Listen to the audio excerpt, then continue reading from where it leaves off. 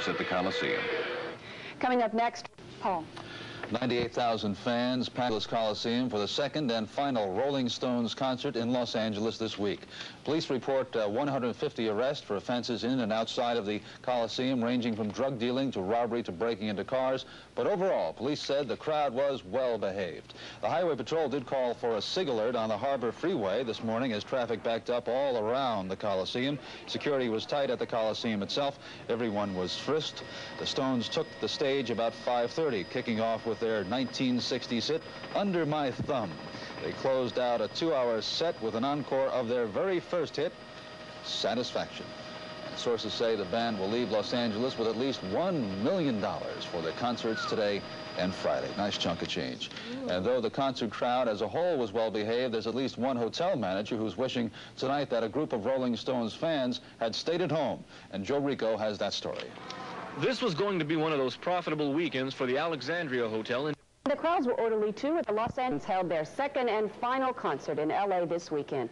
We have a report on that from Channel 2 News reporter Scott Osborne.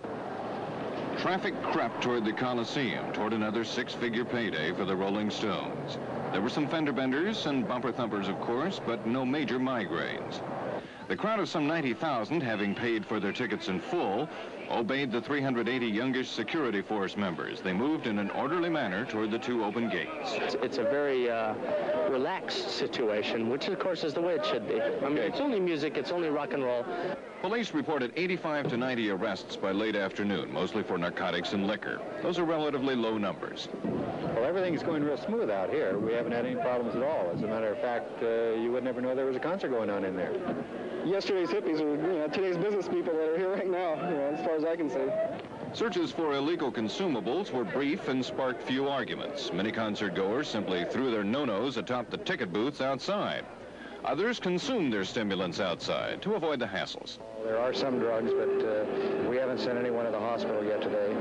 And basically, they're coming in here, resting for a couple of hours, and the majority of them have gone back to the concert now. All in all, it was a very ordinary, very businesslike occasion. Since the Rolling Stones began, their name has been followed quickly by the phrase rock's bad boys. Well, that's a misnomer now. Their other title has long been the best rock and roll band in the world. You can change that, too. Make it the best businessmen in the world of rock and roll. Their show is still first-rate theater, but there's a change apparent when Keith Richards stops the ferocious power chords of honky-tonk women to politely toss a shirt back into the crowd.